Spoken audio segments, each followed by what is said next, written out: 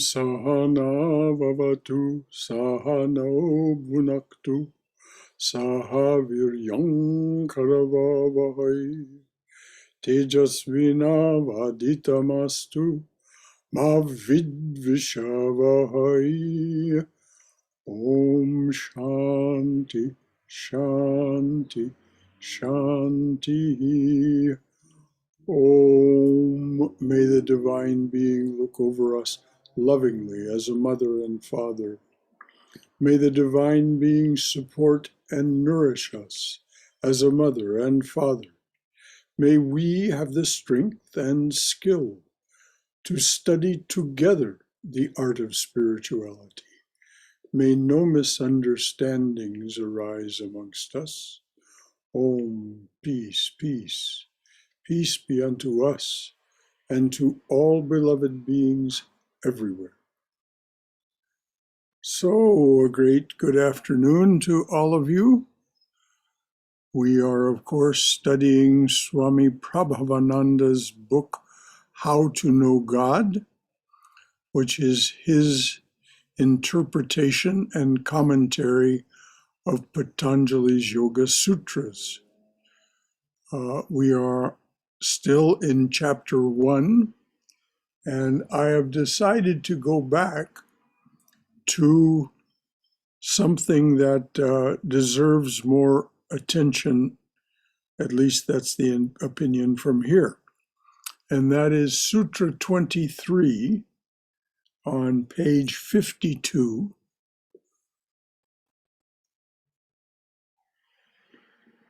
So everybody content on where we're starting? And before we begin, is there any comment or question from anyone? All right, here we go.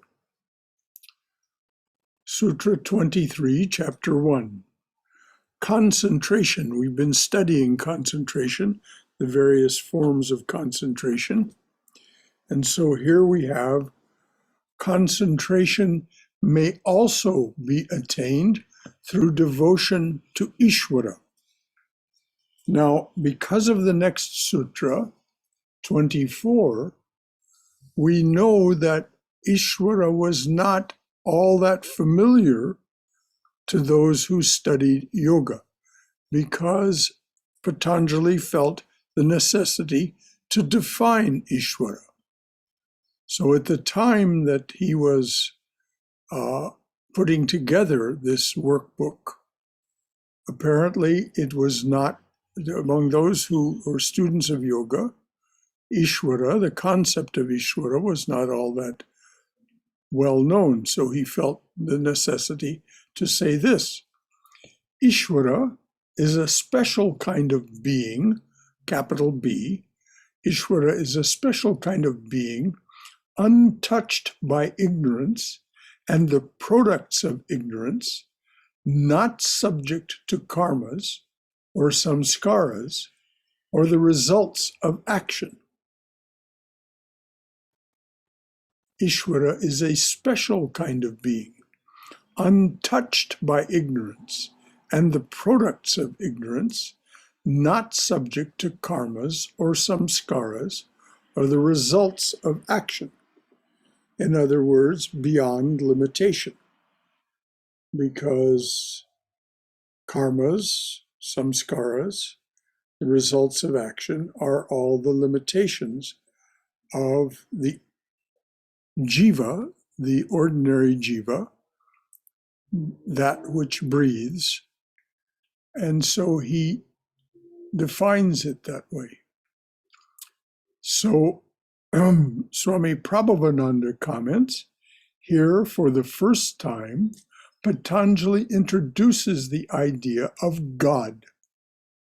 According to Vedanta philosophy, Ishvara, or Ishwari, according to Vedanta philosophy, Ishwar is the supreme ruler of the universe, its creator, sustainer, and dissolver or transformer. Brahman, the ultimate reality, cannot properly be said to create, sustain, or dissolve, since Brahman is by definition without attributes. Ishvara is Brahman seen within time, space, and causation, here called Prakriti. So Ishvara is Brahman, God, seen within Prakriti. He corresponds more or less to God the Father in the Christian tradition. Now, what the Swami means by more or less is in the Christian tradition, this definition of God that was just given is not prevalent. There is the idea of God beyond all definition, that which cannot be named, then that name of God cannot be said, cannot be put into language. So this is clearly a gesture toward Brahman without attributes. But this God the Father, or Ishvara, is the creator and the sustainer. And because of their talk of Armageddon and the end of time and the end of the world, also clearly the destroyer, dissolver, transformer. So that's what he means by Ishvara corresponds more or less to God the Father in the Christian tradition. So before we go on, is there anything that anyone would like to ask or say, or any concern they'd like to express about these ideas, so that we know we're on solid ground as we move ahead? All right then. What is important is the concept of devotion. So this is again a similarity between the Christian tradition and the Vedanta tradition. There is no concept of God, personal God, Ishvara, within Sankhya, which is why this is an unusual thing to find in what is otherwise a Sankhya workbook. And as the Swami is saying, what is important is the concept of devotion. Liberation, as we have already seen, can be reached without devotion to God. But this is a subtle and dangerous path, threading its way through the pitfalls of ambition and pride. What does the Swami mean by that?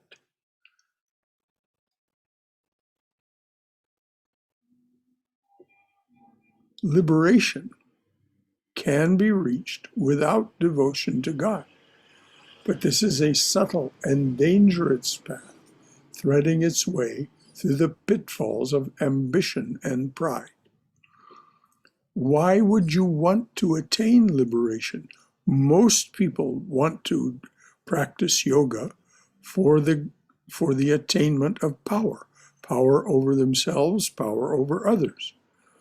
They don't have this idea of liberation as such. They want to be free from limitation, but not free from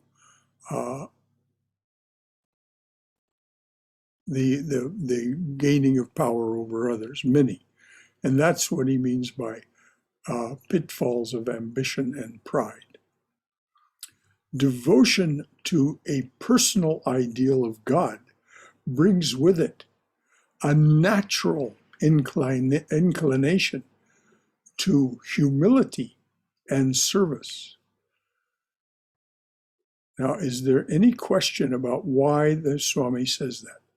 Devotion to a personal ideal of God brings with it a natural inclination to humility and service. Brother Shankar? Yes, Frank.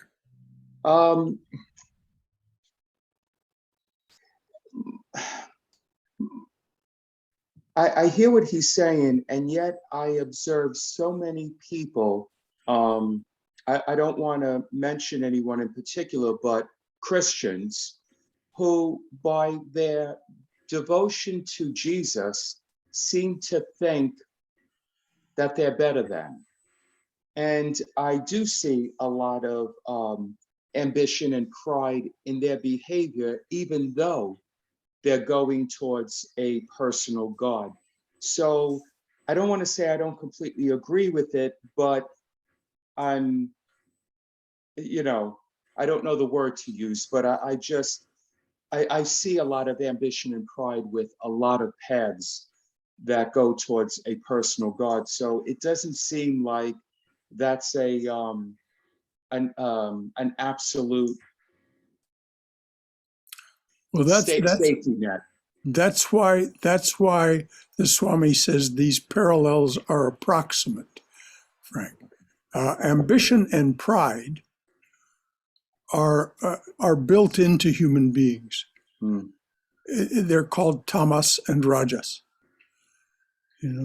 Ambition, rajas, pride is also rajas, but also we find tamasic people are there. So this is something that, at least from our perspective, is built in.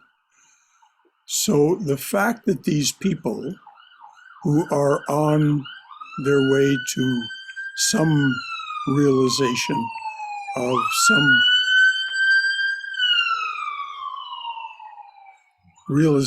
some personal aspect of God differ from us in how they see this should be of no concern to us, says Swami Prabhupada.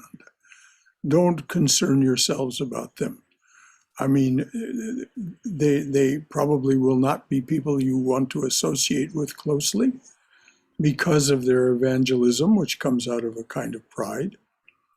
And that pride of lineage is one of the fetters, is one of the pitfalls. It's also true within many of the traditions that come out of India, many of the lineages. So it's not exclusive to them. It's not exclusive to them or Islam. There's a lot of that within human beings. So Swami Prabhupada says, just don't concern yourself with them. What they think and what they believe and what they do is their business, but we need not make it our business as well, and compare ourselves with them in any way. Does that make sense, Frank? Yeah, thank you. It's just a good reminder. Just focus and worry about my path. Don't take other people's inventory. Yes. So, yeah, thank you. A good way to put it. Don't Thank take other you. people's inventory. Because, first of all, we really can't. We don't know enough about any other human being to really understand or judge them. So, but what the Swami is saying is devotion to a personal ideal of God brings with it a natural inclination to humility and service. Now, he means genuine devotion, not piety. He means the practice of real devotion.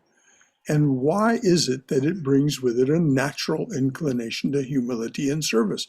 Because this is the nature of Ishvara, humility and service. They come for no other reason than to offer us liberation. And one of the gifts that they can give us, as is being pointed out by Patanjali, is the gift of an increased ability to concentrate. They have that ability, they can share it with us. But this inclination to humility and service is purifying for us. And the Swami says it sweetens the dryness of intellectual discrimination and calls forth the highest kind of love of which man is capable. Again, because this is the love that is embodied by the personal God or goddess. That is why they appear among us. At least that's the story that is said about them. How great was thy sacrifice, freely choosing thy birth in this prison, our iron age, to unchain us and set us free. And so this is what Vivekananda wrote of Sri Ramakrishna. So when we begin to be devoted to someone, to a being, capital B, that would do such a thing, it calls forth this highest kind of love of which we are capable. We cannot even imagine Brahman until the moment of our liberation, but we can all imagine Ishvara according to our different natures. And this is very, very important, what the Swami says. We won't have the same Ishvara. We won't have the same Ishwari. We will project into that being that which we love and that which we need. And that's fine. That's absolutely just fine. There's no way that our minds or even our hearts in any intellectually knowable sense can contain the truth of the personal God, the full truth. So we have our own. And by the way, Bob Dylan, in his most recent album, which was issued in June of 2020, has a beautiful song about this called My Own Version of You. And it's about this exact thing. We can all imagine Ishvara according to our own different natures. And so this Bob Dylan has written this beautiful song about his imagining of Ishvara. He doesn't call it that, of course, but that's what he's talking about. So we imagine Ishvara according to our different natures, for Ishvara has attributes which our minds can recognize. Ishvara is all that we can know of the reality until we pass beyond Prakriti. Now, let's make sure we all get that clear. Ishvara is all that we can know of the reality, capital R, that which creates time, space, and causation, sustains it, and transforms it, is constantly doing these things. And so Ishvara is all that we can know of the reality until we pass beyond time, space, and causation, which is here referred to as Prakriti. So anything to say or remark or question about that? I wanted to make a comment earlier about, and also tag off of what Frank was talking about. Um, we read the part about the path without devotion to God being dangerous and for, the things it's fraught with, and um, the reason I think that's true, obviously, is um, you're on your own. Mm-hmm. And when you're on your own, uh, and you're just working with your intellect, Mm-hmm. I would think that for, almost everybody that's ever lived on the planet, with very few exceptions, um, that is not would not be dangerous. I'm sorry, that didn't make a lot of sense, but um, with devotion to a personal God, even if it's not really a being so much. I mean, one of the things that in the gospel Sri Ramakrishna talked a lot about was, believing in God with form and without form. Well, with form we think of that as being a god or that we can see or a picture, and that's true for many people. That's what it is. But it can also be all of the universe, like everything is embodied with, but that is still with form, and that is still, is that still Ishwari? Well, yes, that Ishwari is everything. Yeah, It embodies, they manifest everything. yeah. But since our finite minds cannot grasp that infinitude, that we focus on, and Sri Ramakrishna says this is just fine. That being appears to us in the form that we can love and that we need. Mhm. And when he says, when the sun of knowledge finally arises, then that form melts away and we go beyond the form to the formless, which, of course, is very hard for the mind to Mhm. get any grasp of. Yeah. I did want to say one other thing about what Frank was talking about, seeing like certain Christians who seem to be devoted to God and have pride and whatnot. I'm going to take their inventory for just a second, but to me, that, that's not devotion to God. That's devotion to a narrow interpretation of an ancient scripture. And that happens in every religion Yes. where people become devoted to that, mad for that, not God or not Ishwari or not Jesus, but this narrow idea that supports some quirk of theirs. And that's dangerous too, I would say. It I is think what it's what it Frank is was what trying to. yes, you're absolutely right. But It is what Vivekananda calls fanaticism, and mhm, he says it is among the most dangerous tendencies of human beings because they will practice violence to enforce it. mhm, yeah. But people, regardless of what religion they say that they belong to, who are truly devoted to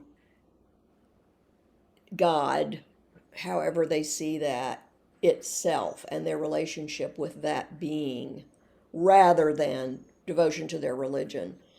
You see that everywhere. I mean, I know a few Christians who it's clear they're all lit up, and they're not proselytizing, and they're not they, but you can tell they have a relationship with the divine, whatever they want to call it, and that's Yes, you and I know a couple, a married couple named Tommy and Kathy Archibald. yeah. They're very much like that. They're ideal Christians in that they just embody it, and so that is their testimony. That they're the way they live and behave and speak is their testimony. They don't have to proselytize anybody because anyone whose eyes are the least bit open and ears are the least bit clear will see and hear. Oh, these people embody what Christ taught on the Sermon on the Mount. They embody it. Yes, nicely observed, Cindy. Brother, if I try to do some psychoanalysis, let's assume if there are like people who by nature are violent and they just want to abuse other people, like call them ignorant, deluded, and whatnot. It's very easy to like they can be born in any country, in any region, but wherever they are born, they might pick the religion or the faith that is easily available to them, and then use that to indulge in their lower natures. Which is exactly what Vivekananda said as his definition of fanaticism. That's part of his definition of fanaticism. Just what you said. They're using it they're using the religion to justify the impulses of their lower natures. And that's why they're so dangerous. and fanaticism is so dangerous. Terrific. Anything else? Yes, dear. Yeah, a couple of sort of thoughts. A few months back, I had come across this video that the presenter was talking about the history of the Vedas and the Upanishads and how they developed. And of course, I don't remember the Sanskrit terms or the details, but the little bit I remember, I think I heard that when the sages first went out to kind of figure out what all this is, the first stage they studied was the physical, like their own, our body and organs and, things of that sort. Then they next went to the external, so nature. And then the third one was where all these different manifestations were attached to the nature, so this god, that god. And then the last stage was when they reached the Upanishadic part or the Brahman.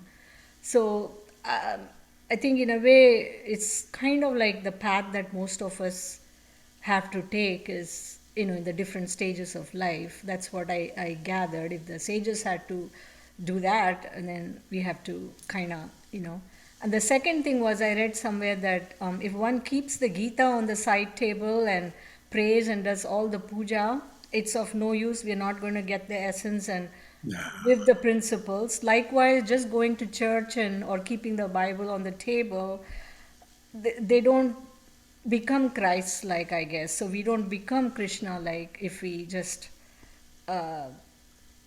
worship the external and not assimilate.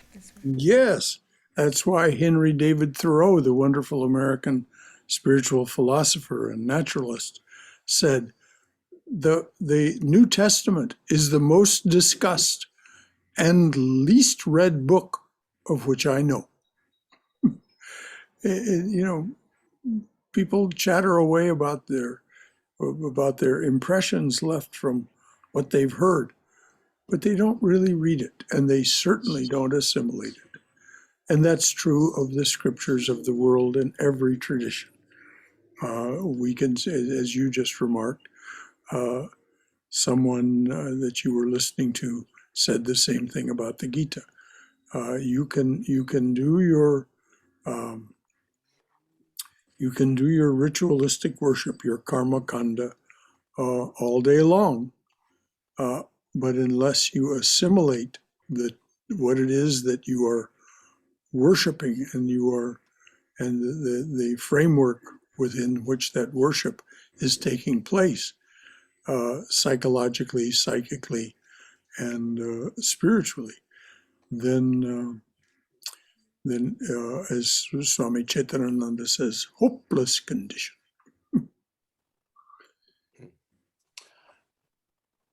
Anything else from anyone? I have a question. Yes, Robert.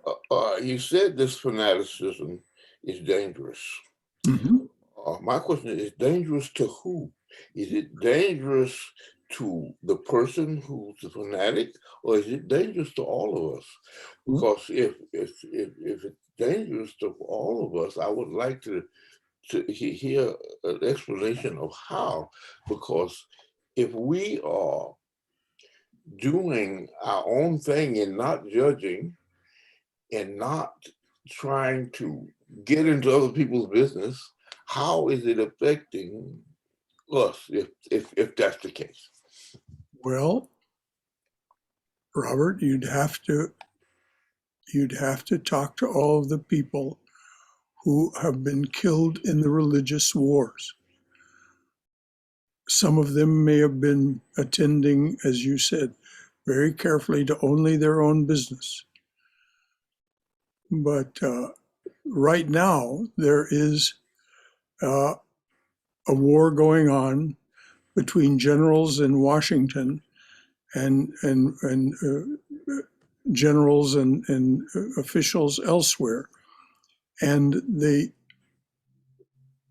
generals in Washington, some of them have gone on record as saying that the God that we're fighting against in their religion is a different God than my God.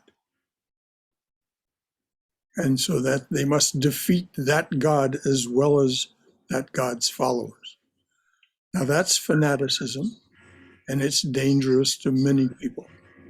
So this is what Vivekananda meant when he said that the fanatics, are they dangerous to themselves?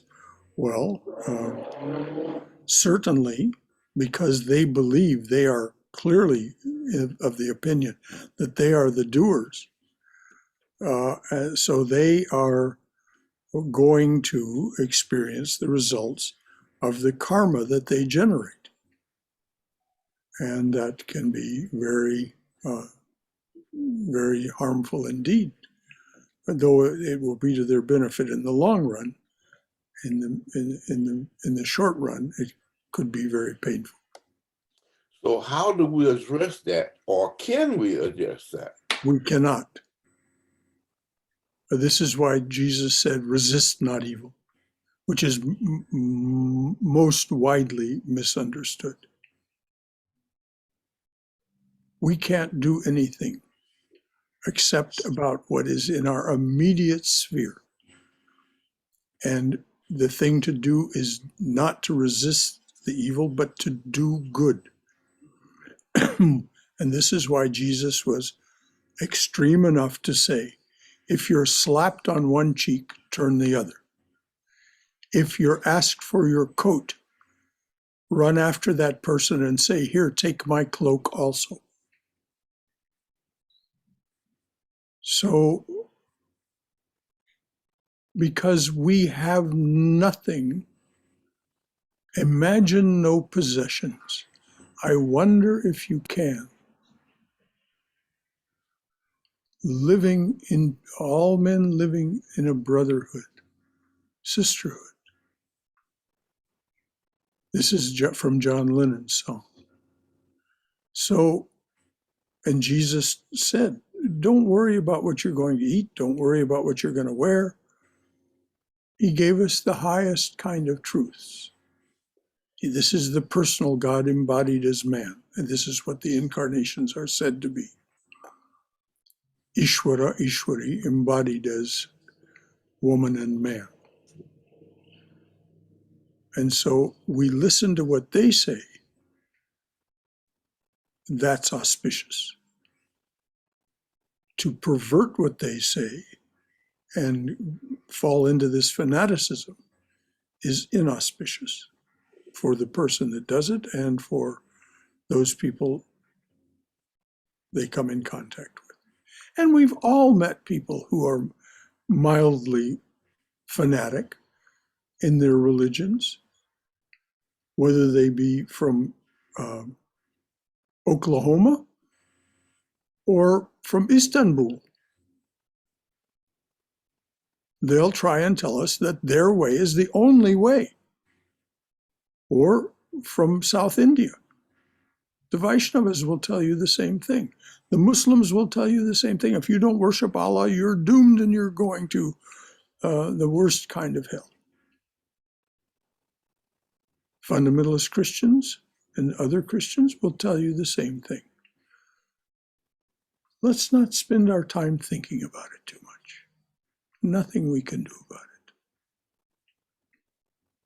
Does that answer it, Robert? Yes, that was my question. And of course I was thinking, why are we discussing this? That's somebody's business that doesn't involve us, Well, that's but what, I guess that's what it means to be in a class. Yeah. Robert, we have Yeah. all different kinds of minds here. Yeah. And we are groping our way forward together. Yes. It is a dark time. Anyone else? Brother, like somebody thanks. in it. Sorry, carry on. Who else No, was? go ahead. Go ahead. Go ahead. Somebody inadvertently sort of mentioned, there's like we were having a discussion and somebody was like focusing exclusively on the fanaticism of some other religion, and we all noticed that that person keeps thinking about it most of the time, and posting on social media and whatnot. And then somebody said that if you keep thinking too much about the fanaticism of other religion, in the next birth you will be born in that religion. It was very funny. Yes. Well, that's what they do. Yes, absolutely, Rajiv. Thank you. Amar Pali. Yes. The thing you cleared so much for me was the do not resist. The meaning, at least I got some of it. What Jesus Christ said, do not resist, because then you are adding more hatred Yes, to the yes, hatred already yes, existing. yes. So Yeah. instead, practice radiance. Practice all of Wow, the things that that's he a good says. word. Radiance. Practice love thy neighbor as thyself. Well, what does that mean? At first, you have to learn to love yourself. Then you can see, oh, that other person is also the embodiment of whatever it is that is embodied here. So Yeah, I think that. then you can truly love them and serve them, which is that natural inclination to humility and service that the Swami mentioned, that comes with the practice and the prolonged practice of devotion. And you see it in people. Cindy mentioned, and I defined who I knew she was at least in part talking about, this couple, Tommy and Kathy Archibald. They are just the embodiments of humility and service and sweetness. Yeah, because it makes sense. To accept yourself is one of the toughest jobs. And the Oh, more you learn to accept yourself, the more you'll accept others. well, And Brother Shankara, the one you told us about noting other people's inventory, the one that worked for me for most times is mind your own business. Remember you gave a lecture on that? yes, oh yes, Mind yes, your own business. yes. Mind your own business. And also wanted the to thank corollary for that is what deserves my attention. my attention. I And love that. that's why Robert brought up what he brought up. But for each of us, the answer to that question at any given moment is different. And so, Thank you, Brother Shankara. And also thank you for sharing about Bob Dylan, oh, the latest music. And yes, music gets to me, the message will get to me much faster that way. So yes. I would love to hear that. The album is called Rough and Rowdy Ways. It was issued in June of 2010. Rough and Rowdy Ways. Bob Dylan, June 2010. 2020, I'm sorry, 2020. My version of you. What was that? My version song? of you, and then he has Okay. well, there's a number of really absolutely stunning songs on that album. Okay. Brother Shankara, can I send you a WhatsApp? I tried before. I don't know whether I don't participate in WhatsApp. I don't participate in that. So if you want to send me something, it's always best to send me an email. Okay. Okay, And thank you. I do respond, sometimes a little slowly, but I do respond. Okay, thank you, Brother Shankara. Sure. Anyone else, anything?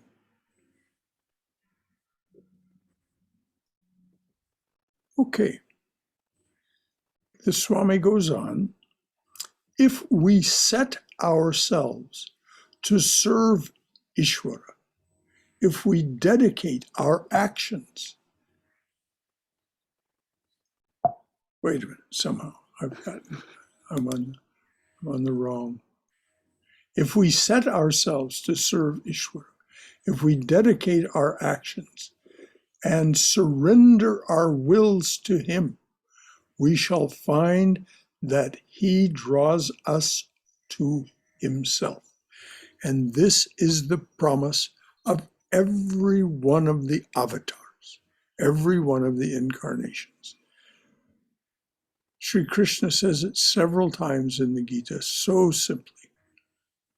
Just understand who I am in my task.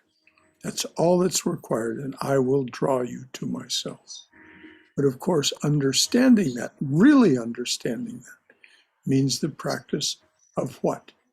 If we set ourselves to serve Ishvara, if we dedicate our actions and surrender our wills to him, we shall find that he draws us to himself. What does it mean to surrender our wills to him? To understand, I am not the doer. That is a delusion. It is the fundamental delusion. So if we set ourselves to serve Ishvara, if we dedicate our actions and surrender our wills to him, we shall find he draws us to himself. This is the grace of God, which Sri Ramakrishna compared to an ever-blowing breeze, which Sri Ramakrishna compared to an ever-blowing breeze. You have only to raise your sail in order to catch it. Now, what does it mean to raise your sail? To raise your sail is to take your boat, the boat of your being, and say, okay, I've been doing my best to sail this boat on my own with mixed results. So what happens if I raise the sail of my devotion and my intention and leave the breeze to blow the boat, the breeze of grace to blow my boat where it will? Sri Ramakrishna says, yes, then the steers person, the person at the rudder, can sit back and have a smoke. In other words, relax. If we just allow the boat to be sailed by the breeze of grace.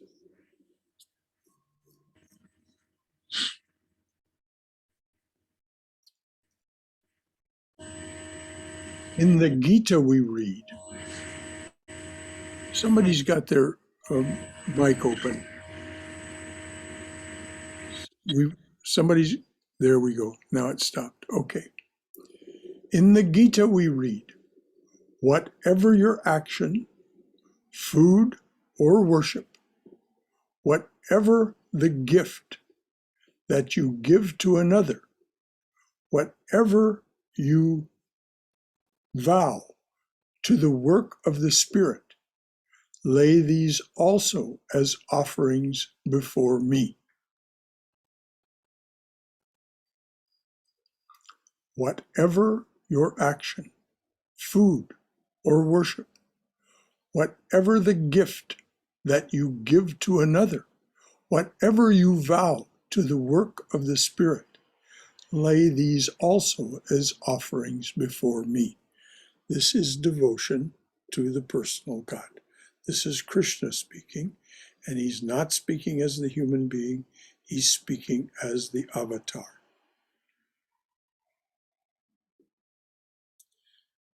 This kind of devotion requires perhaps a special temperament. What does the Swami mean by that? If you want to have one foot in the world and one foot in the realm of spirit, this isn't going to work for you. You have to mentally renounce the work that requires you to have one foot in the world.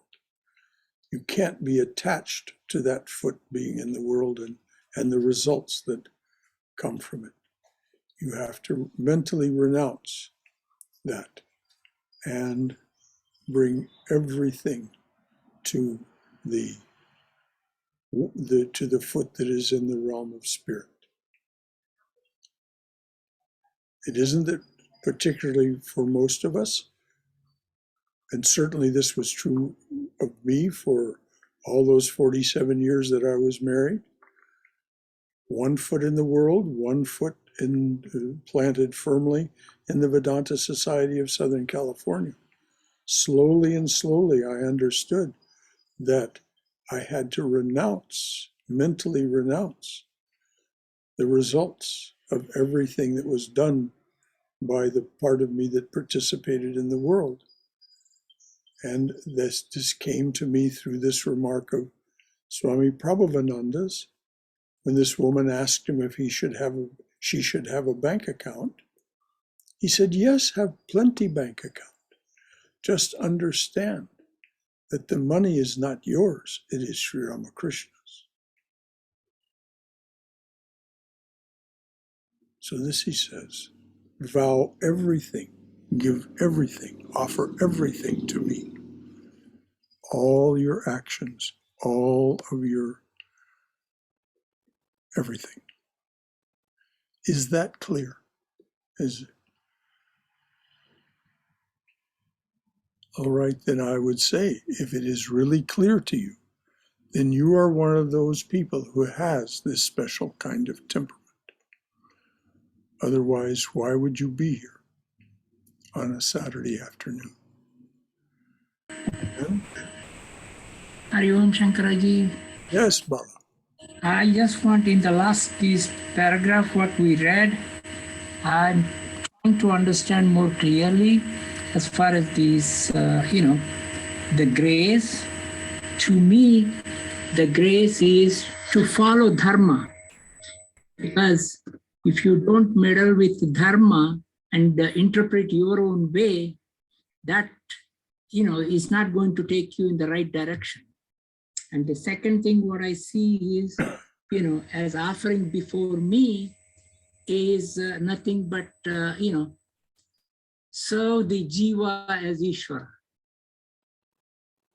Well, Bala, this is a perfect expression of your understanding from your special temperament of what is said. What the Swami said is that you don't have to focus so much on Dharma and think about Dharma, what is Dharmic, what is not Dharmic.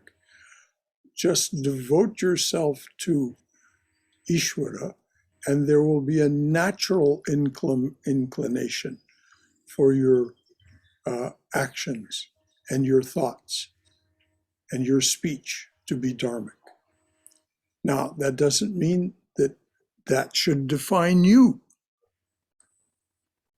Every one of us comes at this from our own direction, but it's clear from your life, the life you're living, Balaji, that you understand, grasp, and practice this. So thank you for saying it the way you say it. No, because sometimes it gets confusion, especially when you see the Swami is talking about surrender our wills to him. That is a difficult task unless you follow whatever the dharmic, because in Bhagavad Gita, one of the shlokas actually, it says, interpretation of the Arjuna's confusion and not willing to fight the war is because at least he has Krishna to lead him at every step. So Krishna was teaching him, but we don't have a Krishna next to us. So it is the dharma that guides us. That is the way I look at it. Very good. Just as long as you don't insist that we all look at it the same way. No. I'm not saying anybody. Okay. That's my way of thinking, my way of doing. That's all. That's why I said thank you for saying it the way you say it and for living the way that you do that embodies what you say. Thank you. There are other ways to approach it. And each of us will, in fact, eventually develop our own very special way to do it. Brother, I also feel that sometimes there are like definitions and it's hard to be not sectarian. We can't hear you, Rajiv. Can you hear me now? Yes, very clearly. So sometimes I feel that we need definitions and we need paths, but when we use a definition and when we use a path, it's hard to be not sectarian because that's the nature of the mind. But it is possible that people may have, different flavors or definitions of even liberation. So it's very hard to say, like, do you want liberation? Like, what is the definition of liberation? And it can Everyone mean is something going to different. understand that word differently. You're right, Rajiv. Everyone is going to understand differently what is meant by freedom from freedom from limitation, which is the definition of liberation. Freedom from limitation, because each of us experiences limitation differently. We share a great deal, but you're absolutely right. Each of us will come to this uniquely because each of us is unique. And so, just as Balaji said, for him, it's this way. And, it's absolutely perfect for Balaji. It may be perfect for some others as well, but it won't be for everyone. So we each come to this, and eventually we, as Bob Dylan's song says, make my own version of you, so that we can be with it and understand it and have it motivate us as we need it. And this is what Sri Ramakrishna says will happen. Your devotion will cause that divine being to be what you need.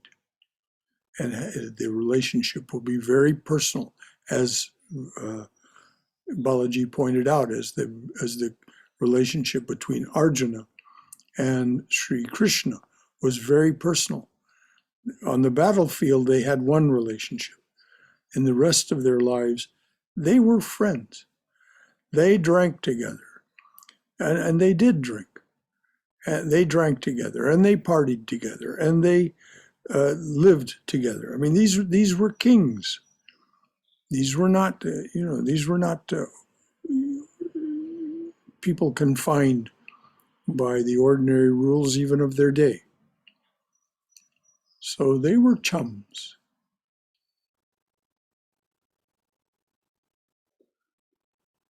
So anything else? Okay, we've got a few minutes left. It requires perhaps a special temperament. It is not for everybody. And we've been remarking on that. We know lots of people for whom this particular path of devotion is not for them. But to be able to feel it is a very great blessing, for it is the safest.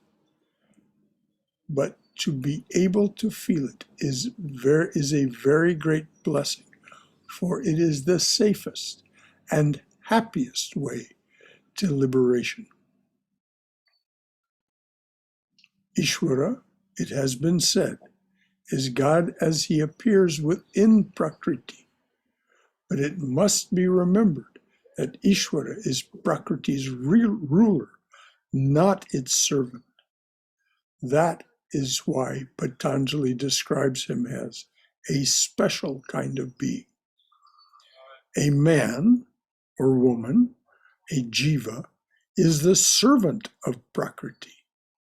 He or she is subject to ignorance, and ignorance of his real or her real self, the Atman, and to the products of this ignorance. Egotism, attachment to sense objects, aversion to them, which is merely attachment in reverse, and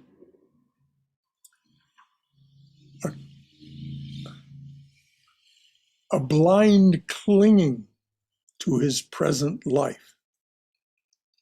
The various forms of bondage which constitute misery and which Patanjali will discuss more fully in the second chapter of his Aphorisms. Ishvara is not subject to ignorance or to its products. Human beings, jivas, are subject to the laws of birth and death, the laws of karma. Ishvara is unborn, undying. Jivas are subject to their samskaras, the deeply rooted tendencies which come, the deeply rooted differences which drive him to his further actions and desires. Ishvara is free from samskaras and desires. He is not involved in the results of action. Human beings, it is true, may become liberated, but even in this, that human being differs from Ishvara, for Ishvara was never in bondage. After liberation, a human being is one with Brahman, but he can never become one with Ishvara. Indeed, the desire to become Ishvara, the ruler of the universe, would be the most insane of all egotistical desires. It seems to be typified in Christian literature by the story of the fall of Lucifer. In the state of union with Brahman, both Ishvara and his universe are transcended, since both are merely projections of Brahman.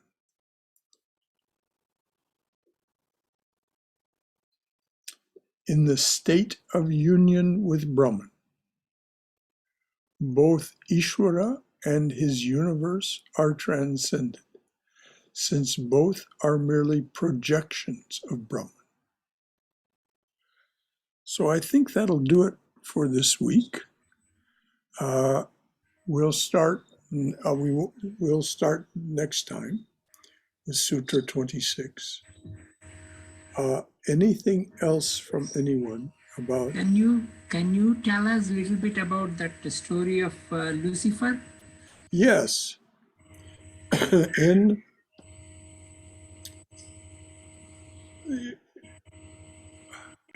Lucifer is one of the angels created as among the most powerful by God the Father in these divine realms. There are different classes or capabilities among the angels. Lucifer was among the most powerful. I think there were a dozen. I'm not sure about the number, but I think it was a dozen. He became jealous of that being which became Jesus. Jesus, the king of the angels, we're told. He was the highest among the angels in this telling of the story. He took various forms in various times, but this king of the angels was what became Jesus. Lucifer became jealous of him as this special son of the divine and wanted to be him.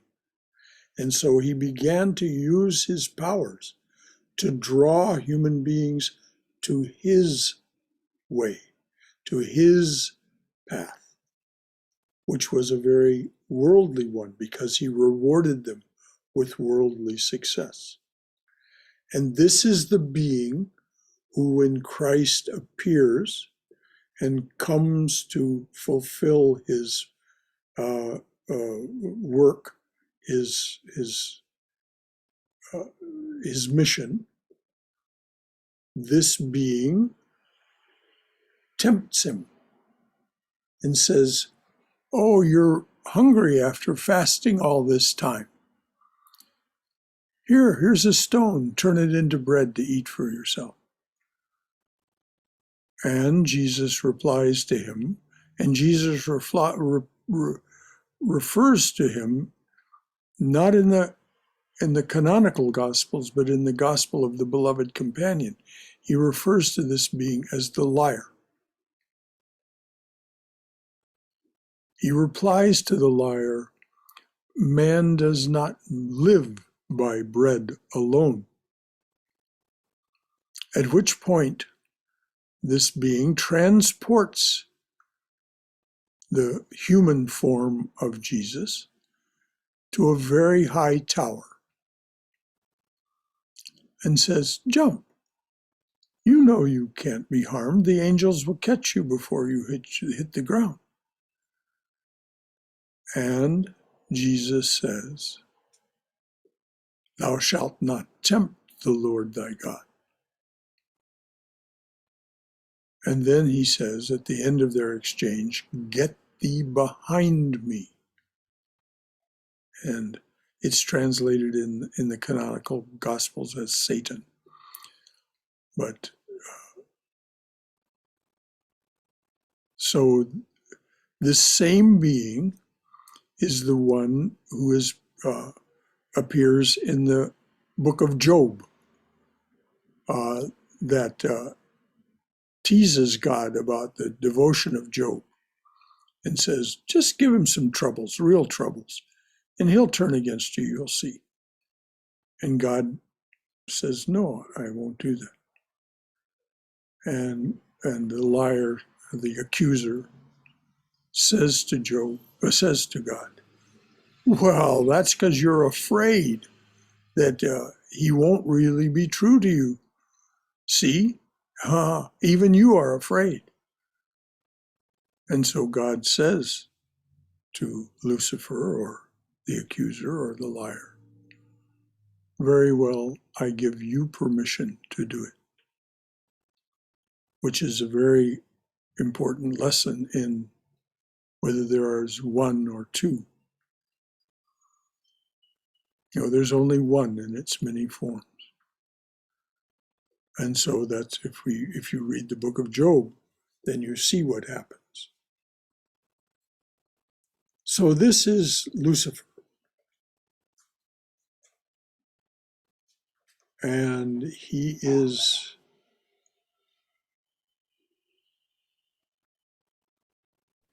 the head demon that opposes Vishnu in many Puranic stories. He is Kamsa. He is Ravana.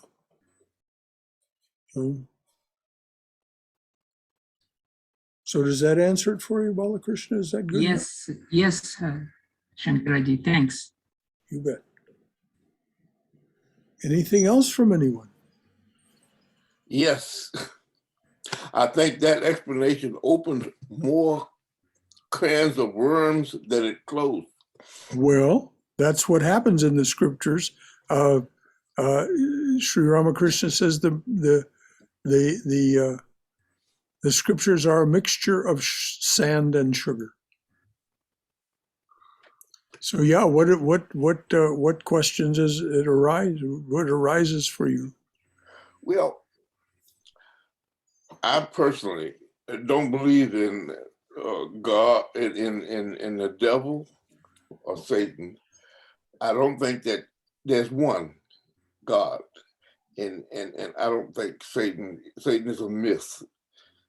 It's been created by man, and if there was such a being as Satan, and he had the powers that Satan had, he would be God. Well, that's just what I said when I was explaining about the book of Job. I didn't understand you then. That there is only one, only one. Satan is not, or the accuser is not separate from God. It's just another aspect of God. Okay, gotcha. I was thinking this morning about this. topic, good and evil. I need to go back and listen to John Schlink's talk about the problem of good and evil. But Uh-huh. I think a lot of religions, mythologies came out of course, of trying to explain all sorts of things. But, it seems like a lot of them end up, their description of God is all the good stuff that we can be, you know. On a small level, we can't create new things, but we're creative. Um, we can be good people, we can be kind and loving and generous and all that, and that's all the good stuff. So that's God. And then all the bad stuff that's in us is the devil or Lucifer or whatever. But in fact, as you just said, the religions or philosophies that really get to the crux of the matter see that it's all one. I mean, Yes. even in the Torah somewhere, that God created the whole universe, good and evil.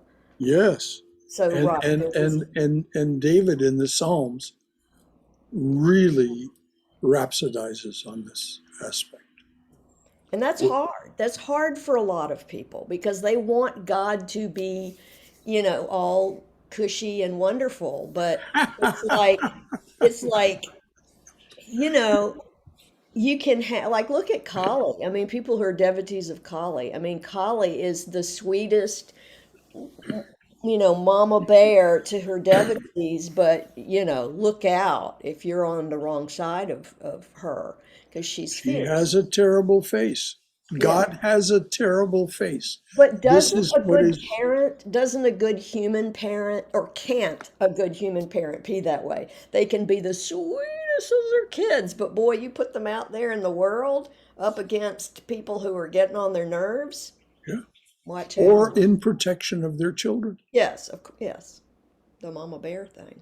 So, But Amar Pali, earlier in this class, talked about the various ways that human beings have seen the power that is defined here as Ishvara.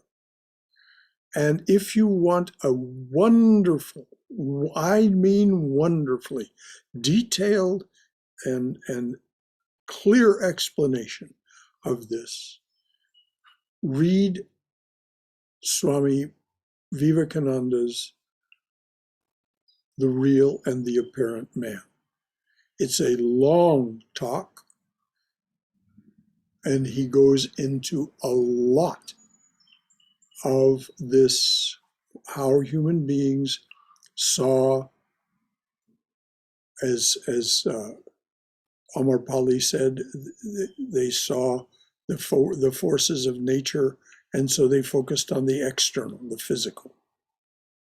And the Ashtavakra Gita goes through these explanations one by one by one by one. There were these explanations that human beings came up with and debunks them all.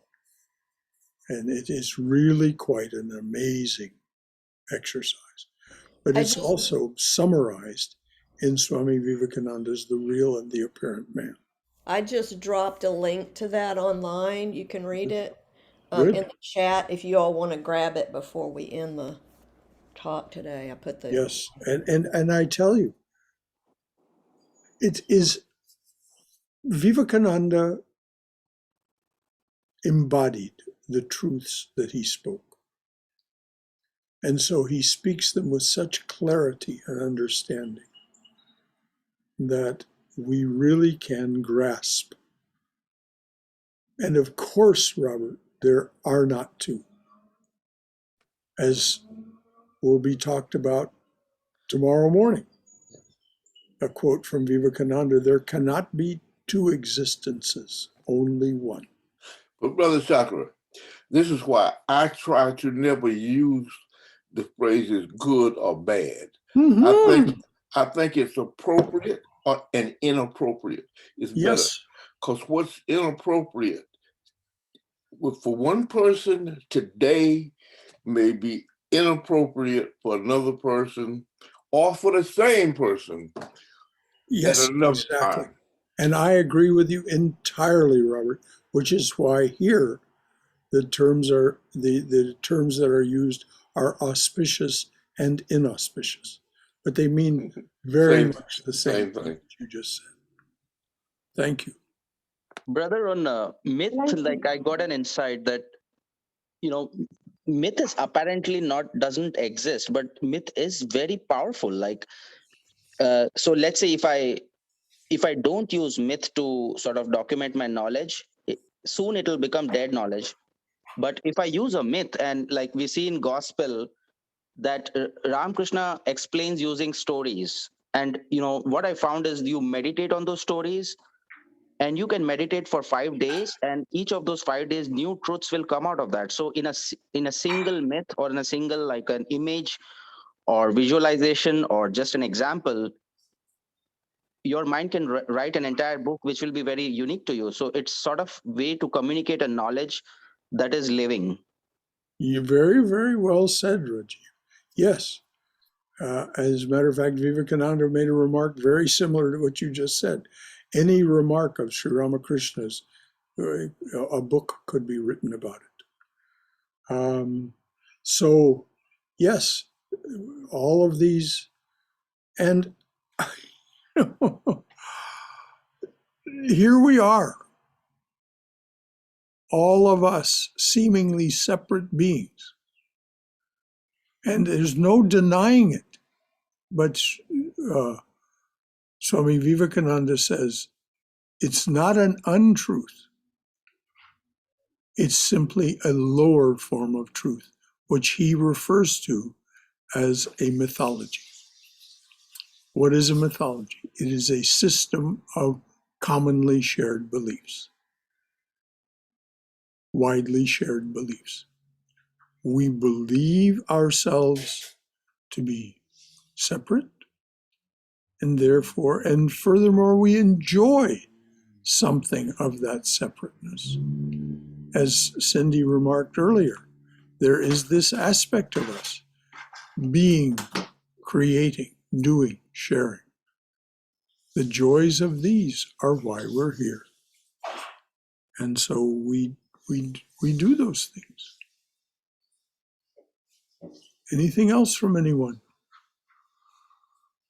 All right, Yeah, my dear. Brother, one comment.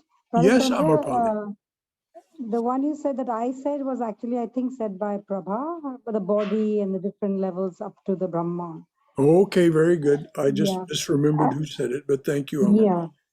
Okay. And the another thing about the good and bad, another way I like to express it is strong or weak energy. Because Very it is our good. weak. When we are weak, we get bullied. We become the victim and the victimizer. So it's all about how I find very comfortable saying it that way.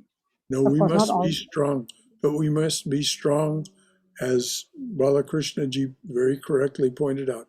We must be strong in a dharmic way. We must not do injury to others. I was just going to say, Amrapali, whether you said it or I said it, we are the same. All right, very good. Oh, One yeah, only one. you're already applying it. Thank you. That's so sweet. So, anything else from anyone? All right.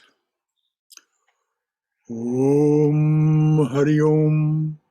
Om Asato Ma Satgamaya. Notice how powerful a prayer this is. This is a very profound prayer. We don't think of it this way normally, but it is exactly that.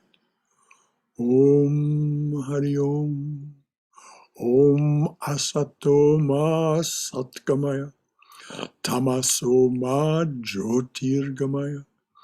Mrityorma Amritangamaya. Abir, Moiti. Oh, dearly beloved, lead us from the unreal to the real.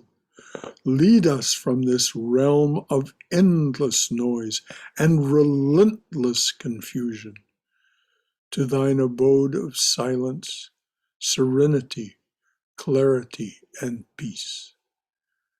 Lead us from darkness to light. Lead us from darkness and ignorance to the brilliance of thy wisdom and love. Lead us from death to immortality. Light us through and through with thy everlasting, shining presence. Om Shanti, Shanti, Shanti. Peace, peace. Peace be unto us and to all beloved beings everywhere. Jai Shri Guru Maharaj Ki Jai, Durga, Durga, Durga. May we be safe. May we be healthy. May we be cheerful. May we have peace of mind. May we go forward in the loving and protective embrace of the Divine Being as our Mother and Father. So, until tomorrow morning, for those of you who join us, the topic tomorrow is the equations of Maya according to John Dobson. It's his very great speculation on how we get a universe out of the principles of Maya. It's a great talk that he gave in 1993. Anything Brother else? Shankara? Yes, Brother dear. Shankara, have you heard from Swami Sarvadevananda ji after he reached Chicago? I did not, but I'm going to say good news. No news is good news. Okay. If something had happened, we would have heard. He's just so busy. I could have contacted him, but I just decided not to. But I can guarantee you that if something untoward had happened, that we would have heard about it. So You're absolutely right, Brother Shankara. No news is good news. well, in this case, yes. In this case, it may not always be true. What is always true, as Robert pointed out. So good to have been with you this afternoon. And until tomorrow morning, the equations of Maya according to John Dobson. Any final thought from anyone? All right. No news is good news. It reminds me, like my dad. He says that when my sons don't call me, it's like no news is good news. But when they call me, I'm worried because maybe something wrong has happened. Yes, always the case, particularly with a parent. They like to hear from us, but when the phone rings, like you say, well, there's always that little yellow flag that goes up. Oh, I hope nothing is wrong. So, until next time, dears, sayonara.